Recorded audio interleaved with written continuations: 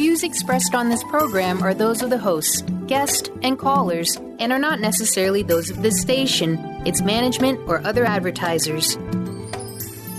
You're listening to Transformation Talk Radio.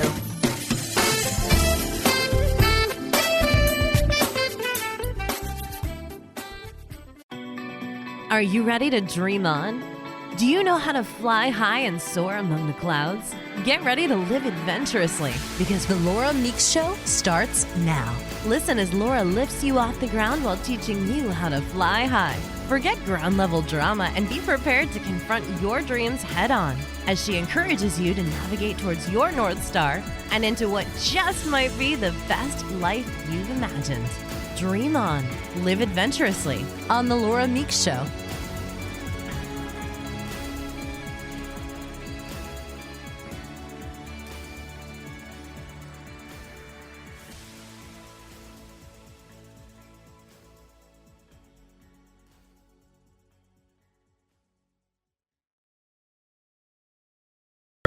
Five, four, three, two, one, bombs away. In seconds, three 500-pound bombs are going to hit the ground and dig a pickup-sized hole into the coral atoll that I'm flying over. Now, that is just a way to tell you about the things that I used to do in life and how I got into fly high living, because that used to be my job. I used to be a bombardier, and then I became a pilot in the Air Force. I'm bringing fly high living. That was adventure. And there's some very adventuresome things that happen when you're living the fly high life and the life of adventure. And I thought, well, wow, then, how would I explain what I did? Well, that's a good way to explain.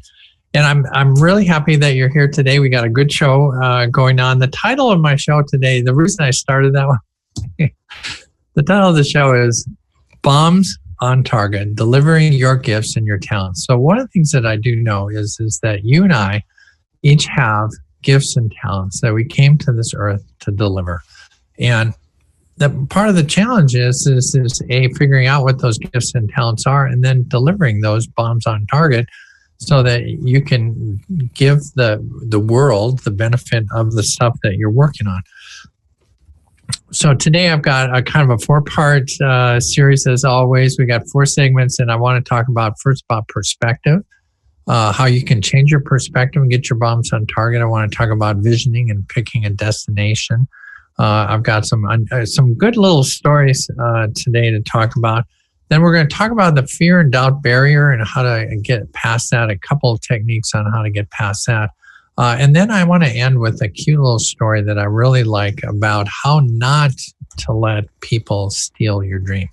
Because after all the work that we put in to building a life that we would love to live, we don't want somebody just to snatch it away. And that is part of the danger of what we're doing. But I'm going to start with this. Sunday, when we were down at church, a new pastor is in teaching the really young kids, the junior youth group. And as part of his preparation, he's trying to think out, how am I going to, what do I want to teach these little kids? And he dreams up the idea of Psalm 23, which starts out, the Lord is my shepherd. And that led him to this idea that, life is, these kids are like sheep and I'd be like the shepherd. So he's going to introduce this to his kids and see how that goes. So he's talking to the kids, and kids are he's telling them about how in the olden days that, there were people whose job was to be shepherd, and they would work with the sheep, and the sheep were kind of challenged in that they weren't totally aware of all the things that were around them, and they wander away from each other. And so part of what a shepherd does is kind of keeps them all together and protects them from the wolves and the other dangers so that they don't get hurt.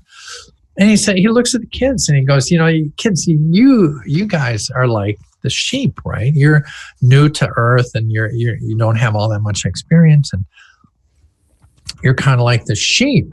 So my question is, who's the shepherd? And one little Johnny chimes in. He goes, what I was taught was Jesus is the shepherd. Well, this kind of what he was hoping was they would choose him. So not to be deterred, he says to the kid, well, okay, so if Jesus is the shepherd, then, like, who am I? And the little boy thinks about it and he says, you know what? I think you're the sheepdog. It's a perspective. And that's kind of how I want to lead into perspectives. Because, part of the challenge, I think, that when we go out into the world is how we look at the world in our mind is how it appears once it manifests itself. And so part of delivering your gifts and figuring out what your talents are is to kind of get a perspective on who you are and how you fit into the world. Now, a couple things. One is I live down here in Palm Springs. So here's a kind of perspective. I live down here in Palm Springs. Now, Palm Springs is in the desert, and it gets hot. But one of the benefits of the desert is we have 350 plus days of sun. So the question in life, is this good or is this bad? What's your perspective? Well, I have to say, from my perspective, now that I put solar panels on my roof, 350 days of sun is like really great for me because I'm making all that electricity for free. Now, on the other hand, if you have skin cancer, 350 days of sun might not be such a great idea. So part of every situation that you deal with is going to be perspective. And if you've been in a relationship of any sort, you realize that there are 2 points of view, and when two people get together on what exactly is going on. I found a quote that I really like, and this is kind of a thing on perspective too. James Deacon said this: what you see depends not only what you look at, but where you look from. And that's really kind of where I'm going. It depends on where your mind and your body are when you're looking at something as to whether you think that it's good or bad. Now, part of the reason that I bring this up is because, excuse me a second, there is a story I want to tell you now that deals with perspective, and it's going to give us a little tool that we can use to deal with this perspective. Because when stuff happens to you, how you view it is going to be how you react to it, and how you react to it is going to play out and how it plays out. So here's a question for you.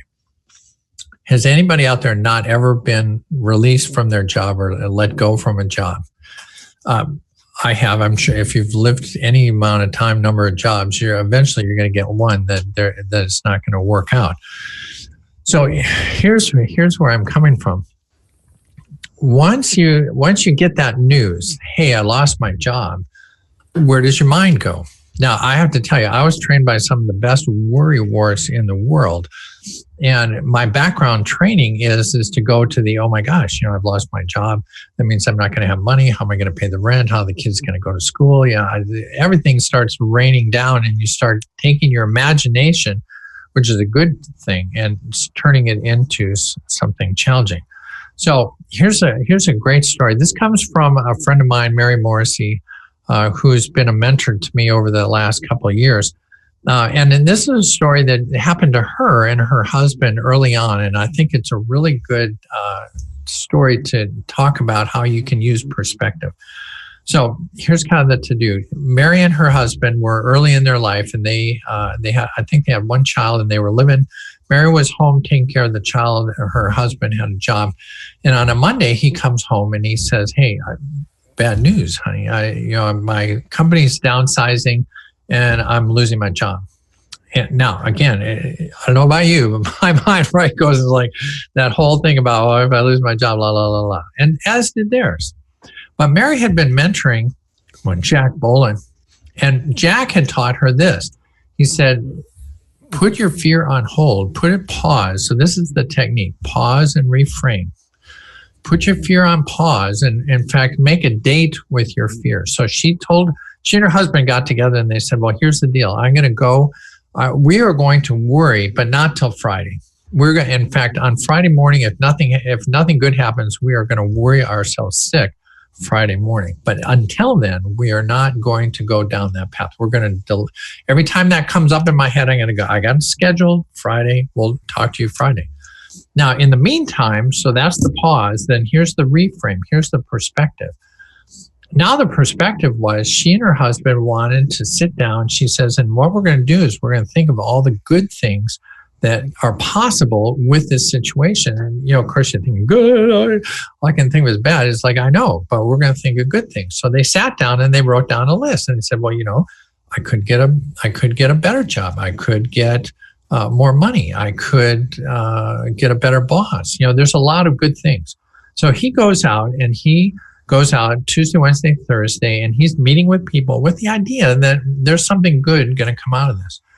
On Thursday night, he comes home, and here's what he says. He says, I just got a new job, and here's the deal. It's for more money. I have a great boss. It's in a new company. There's a chance for promotion, and here's the bonus. I've always wanted to ride my bike to work, and this job is so close that I don't have that long commute anymore. Now I have a chance to ride my bike. So there's what I want to leave you with in this little segment is that you want to reframe. We want to pause and reframe. And that's how we can get through that. It's all part of perspective. When we come back, I want to talk about visioning, and because visioning ties into perspective, and that's the next thing we need to get our bombs on target. This is Laura Meeks, Transformational Talk Radio. Stick with us. We'll be right back.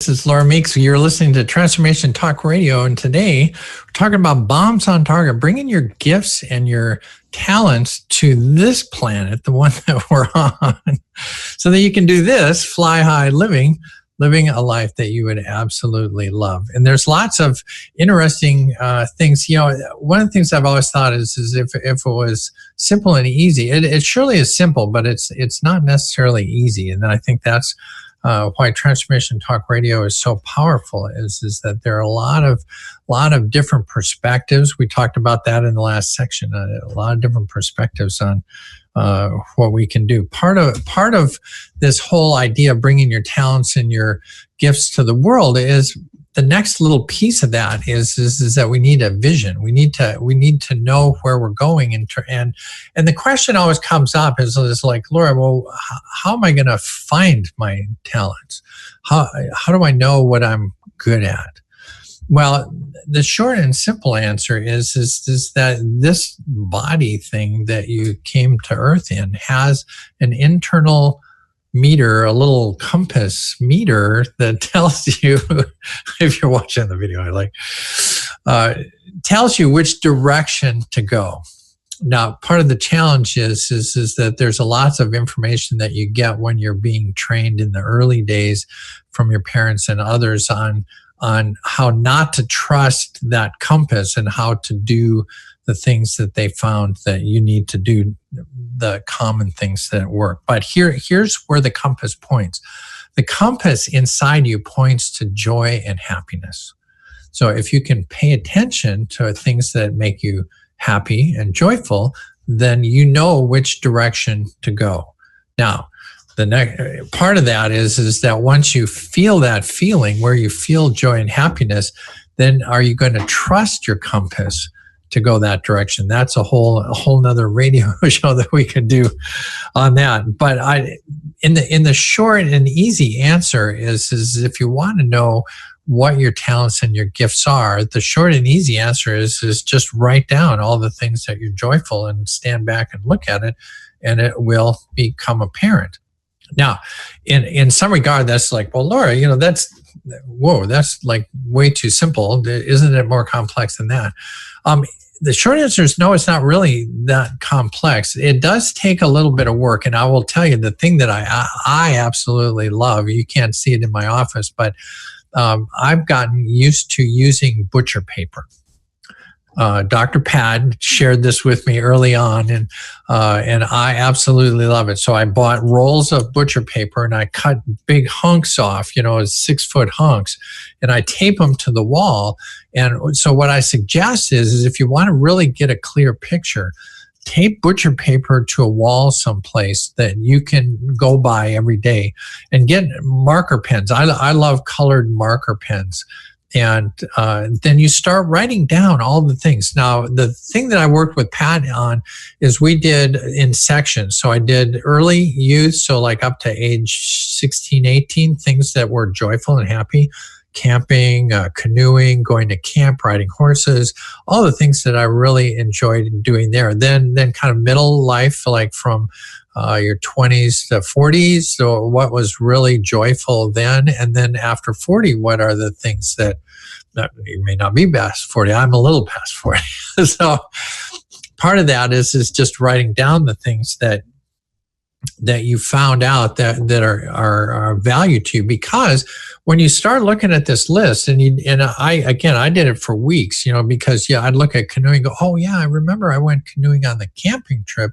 We went to Boundary Waters. Oh yeah, Boundary Waters. And then you get a whole new thing. And pretty soon you have a list of all the things that you really love. And it's from that list that you can understand where you need to go. Now, part of the reason I say that is that one of the things that happened to me in college, and it may have happened to you, or something like this may have happened. When I went to college, I decided to go in as a Spanish major because I had been to Spain. I loved being in Spain talking Spanish. So I thought that'd be great. When I got to college, I read a book by Abraham Maslow, and all of a sudden I thought, that's really cool stuff. I want to study psychology. I'm going to study psychology. Now, as a junior, all of a sudden I got junior jitters, and all of a sudden that you're going to have to earn a living started to come up. That's common area thinking, is like you're going to need a job. And so I was going to go up and change my major to business. Thankfully, I met my philosophy teacher on the way, and he said, well, where are you going? I said, well, I'm going to, change my major. He goes, oh, God, everybody's going to do that. He says, here's something to think about. All the best universities, all the Ivy League schools, Yale, Princeton, Harvard, they don't have any degree for business in undergraduate because they know that what you need to learn is how to think and write and speak. And so they don't teach that. That's a graduate level sort of thing. So he says, stick with what you love, because what you love is what you're going to spend time and effort on. And so that was kind of the important part.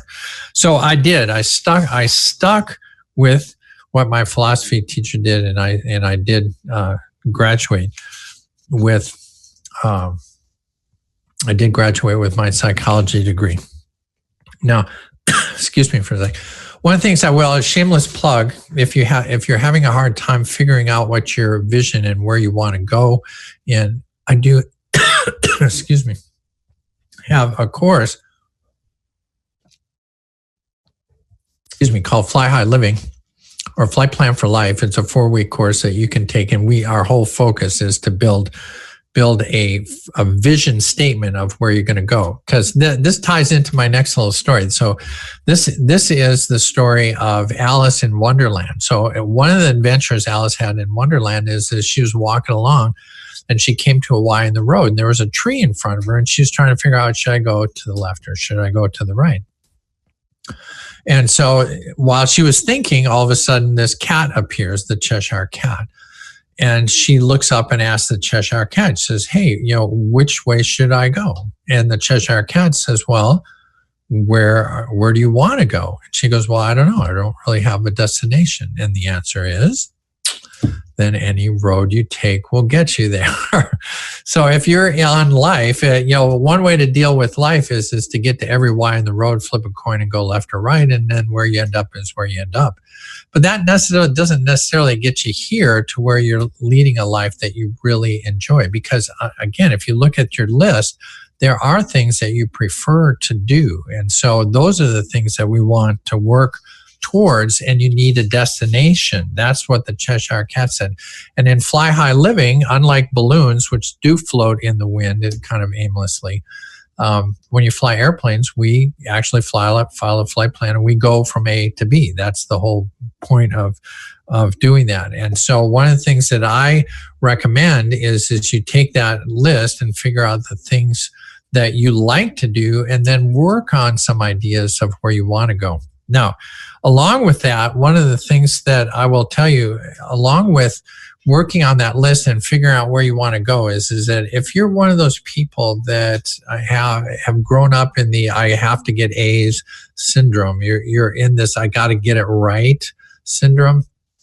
I'm going to tell you, this is where the challenge kind of comes in. Part of what you got to get used to is the idea that this little meter that's inside the joy meter that's telling you where to go is you have to get used to the fact that that's giving you a direction in where you need to go for your next step. So yes, we do want to have a goal, and I teach people how to create a 2 or 3 year destination, a place that you want to get to in 2 or 3 years, because that's going to help guide you when your meter says go left or right.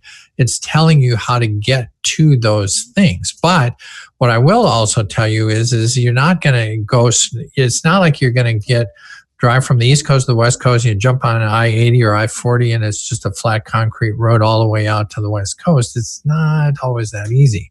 Sometimes you're going to have to go a little this way and go a little that way. But the meter is your joy. That's what you're looking for.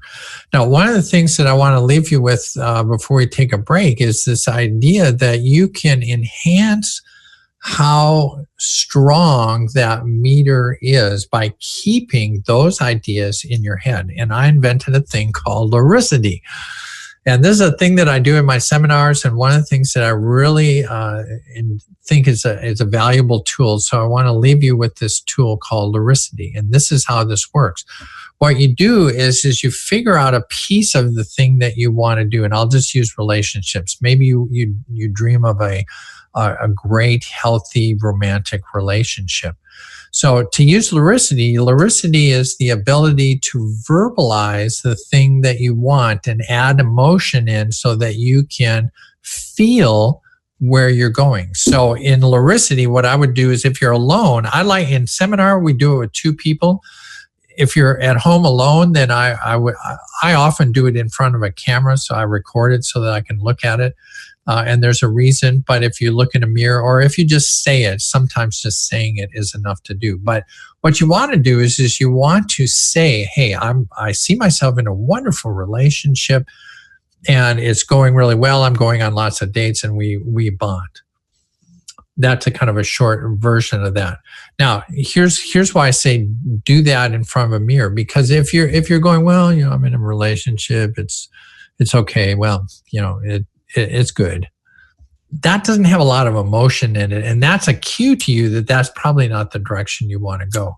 So if it's me and we're talking about flying, we're jumping in the balloon where you go, and then the power comes up and the air is hot and we're floating. That's excitement. And that is where you want to use your power of Lauricity. And if you need more on that, email me, Laura at Fly High Living. With that, we're going to take a short break here, but when we come back, the next thing I want to do is talk about fear and doubt, how they enter in the situation, how we can avoid getting stuck in that trap. So stick with us. This is Laura Meeks on Fly High Living and Transformation Talk Radio. We'll be right back.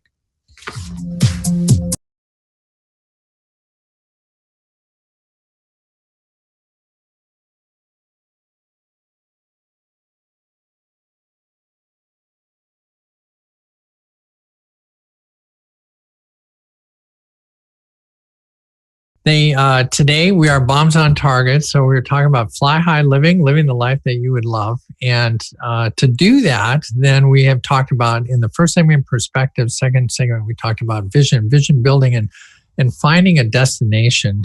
And we learned a couple of techniques.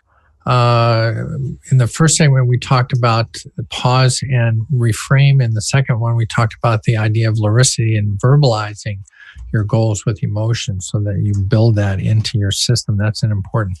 But one of the things I've found in doing this kind of work and living a life, because remember, I'm living a life too. I'm testing all of my things out on myself, and I only recommend things to you guys that I think that work really well for me, or things that I think might work for you, so you have some tools to work with.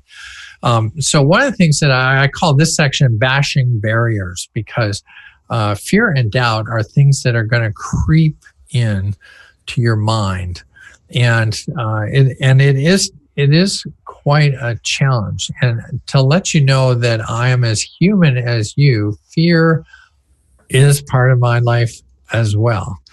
And I'm going to share a story that I often use in a keynote speech because one of my trademarks as far as making changes is what I call major transformation. We're writing a book about the transformation that I made from being Lawrence, the macho Tom Cruise pilot guy, to Laura, the life coach that is in front of you now. And the challenge of making a gender transition or a gender presentation transition is very interesting. And when I was thinking about, well, did fear come in here? It's like, are you kidding me? You know what?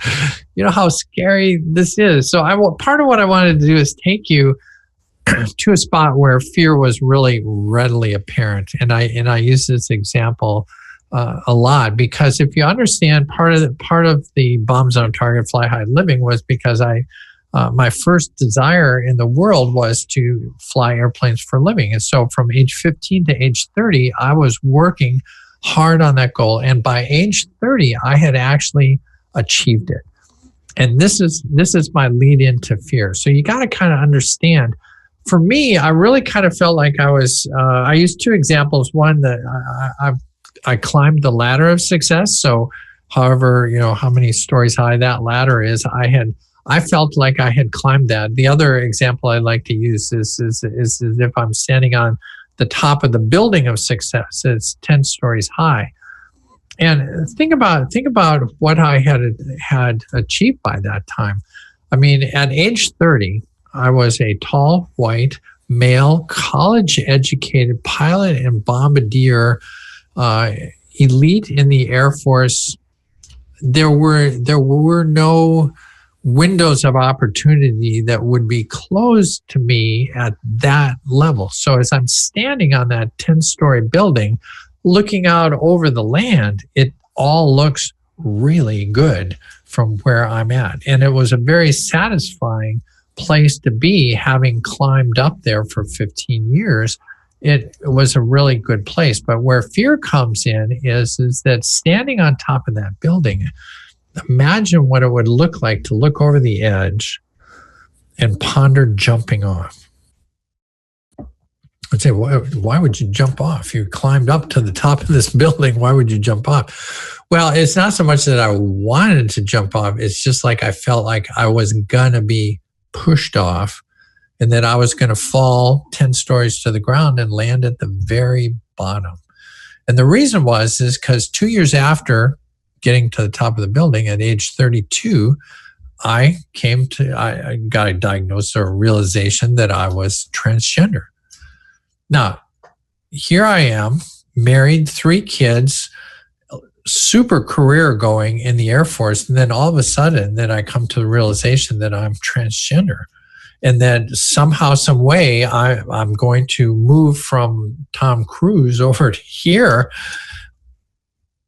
How am I going to do that? Now, talk about fear. Wow. That's why I say that. To me, it felt like I was looking down from a 10-story building and I felt like I was going to be pushed off that building. That's how fearful it was. Because here's what I learned after doing a little research about what this issue was.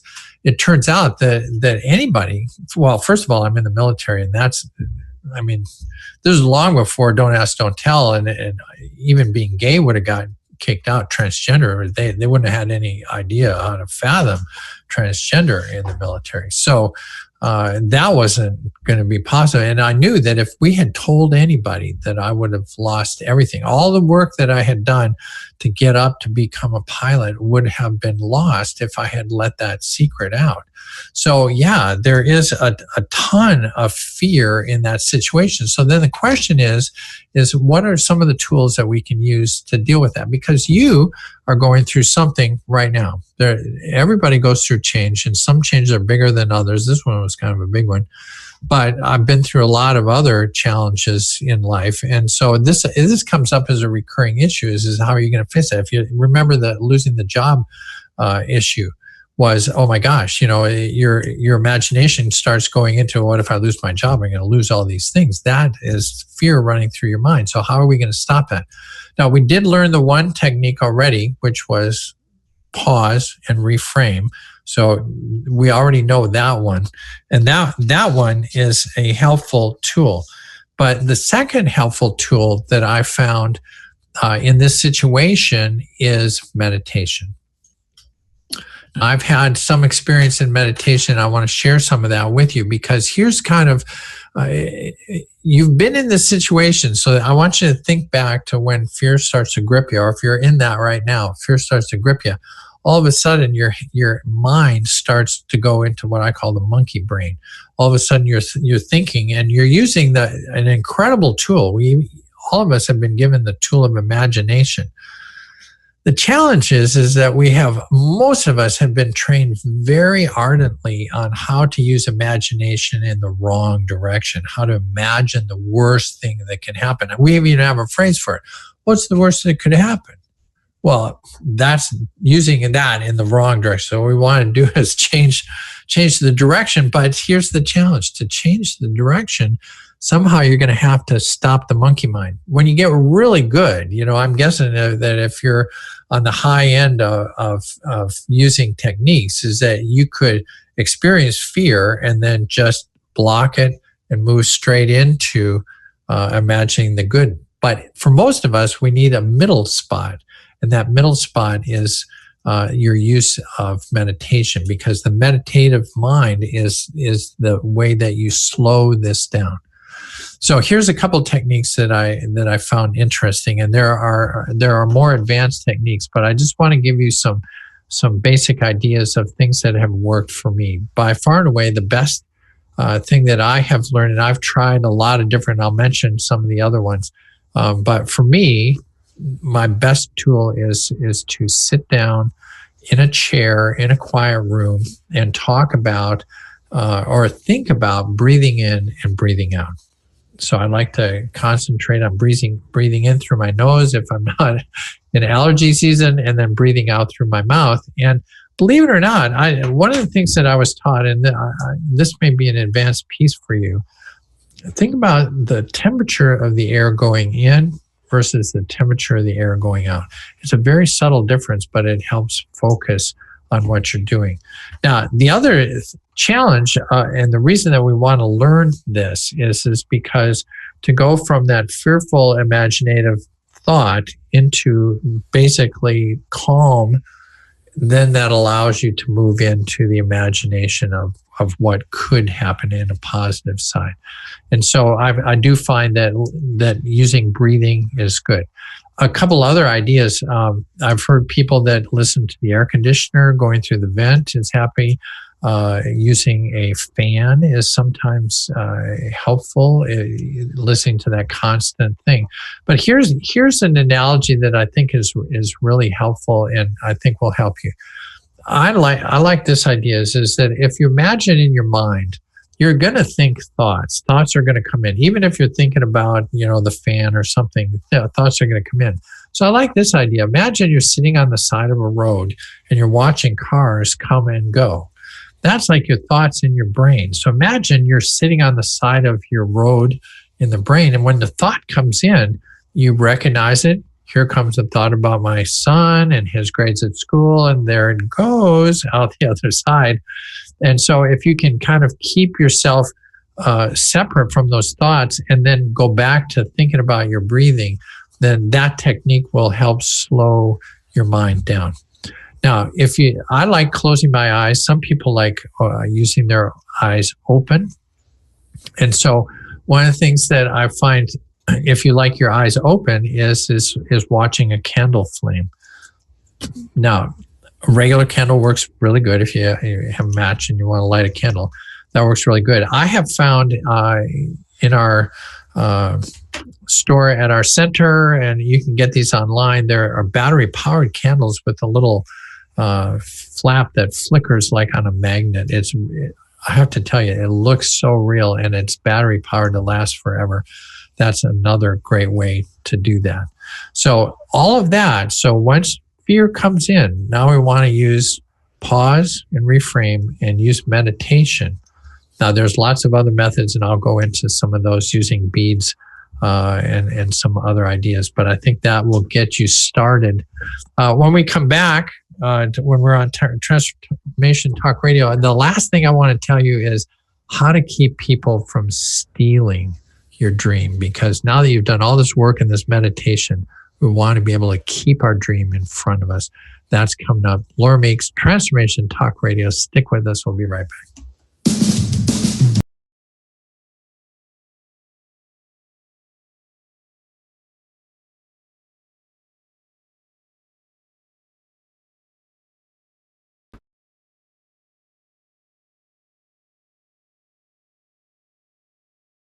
As a drummer, I like the ending of the drummer. Hey, welcome back. This is Laura Meeks. I'm on Transformation Talk Radio. This is where we learn how to fly high and live a fly high life, which to me means is the best life that you can create, doing the things that you absolutely love to do, that are using your gifts and talents. So today we're bombs on target, using my flying analogy and my old job.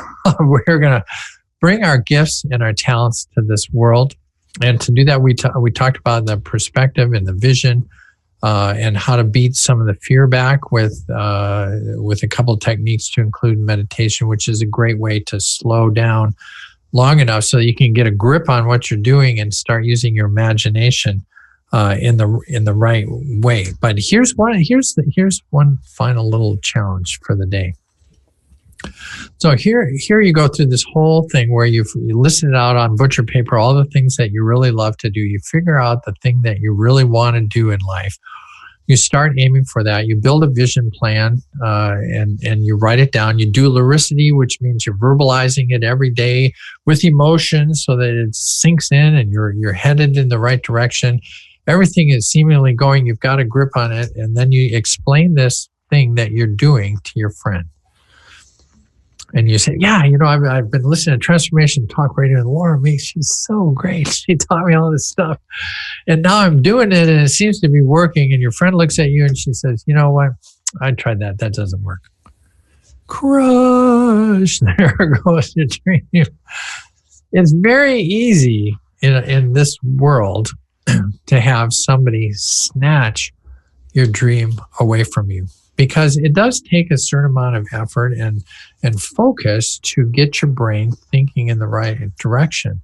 And again, I love this challenge of the paradigm is that we come to this world, we get taught by our parents and our teachers on how the world works. But one of the things I've realized is that's just kind of the beginning knowledge that you need. And then as you launch after high school and you go out into the world, you got to actually make some changes in your thinking so that you can realize and fly high.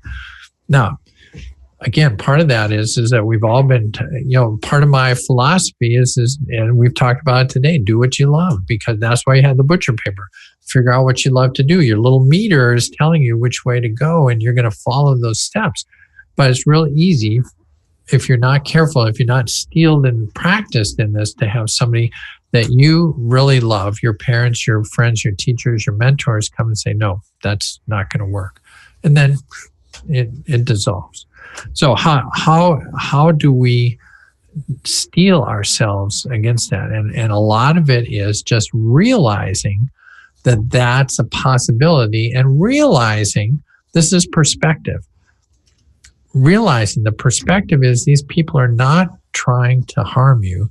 They're trying to protect you, but they don't know what you know.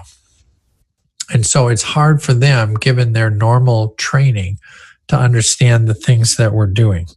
And so it is somewhat challenging to keep that on your mind. So part of what I want to leave you with today is a story, because again, I have it took me 15 years to get to pilot training and to get that goal. I've faced a lot of these times where people said, you should give up. It's been 10 years. You're not going to make it. You're getting too old. You're getting too young. There's all these reasons that it won't work. But I do know that if you just keep marching towards it, that you're going to get to it. So I came across this story, and I'm going to read it to you. because I think I haven't quite memorized it with the emotion that I want to give it to you, because the details are in the story. So here's kind of here's how this story goes. Now, this is actually a true story. This is kind of what makes it impact me, because every time I tell it, it really, for whatever reason, it really connects. You'll see at the end, it connects me. But this is a story by Jack Canfield. So Jack Canfield was the guy who wrote the Chicken Soup for the Soul books. And Jack has his own story. And as Jack sold those books, and he started doing retreats out here in the LA area, and he would take people over to this a house, a ranch where this guy, a friend of his, lives. And his friend's name is Monty Roberts. And so one day while they were having a seminar, Monty got up and he said, "Hey, you guys need to hear a story." And Jack said, "Okay, step in and tell your story." So here's the story that Monty told. He said, Monty says, "I want to tell you why I let Jack use this house for his seminars. It all goes back to a story about a young man who was the son of an itinerant horse trainer who would go from stable to stable, racetrack to racetrack, farm to farm, ranch to ranch, training horses. Now, this trainer had a son, and as a result of this movement all the time, the boy's high school career was continually interrupted. Now, when this boy was a senior, he was asked to write a paper about what he wanted to do when he grew up.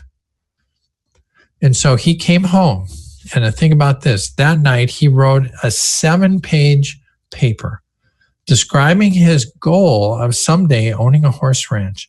And he wrote about his dream in detail.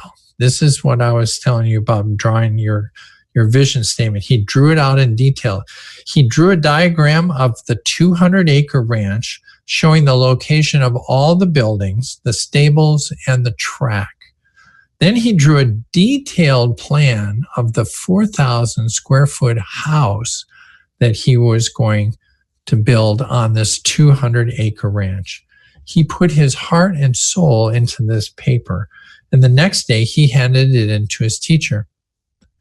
2 days later, he received his paper, and on the front of the paper was a big red F and a note that said, "See me after class."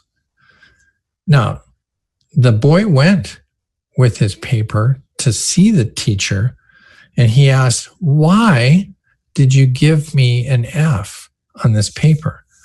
Now think about this. So the teacher at the time, common thinking, the teacher said this is an unrealistic dream for a young boy like you.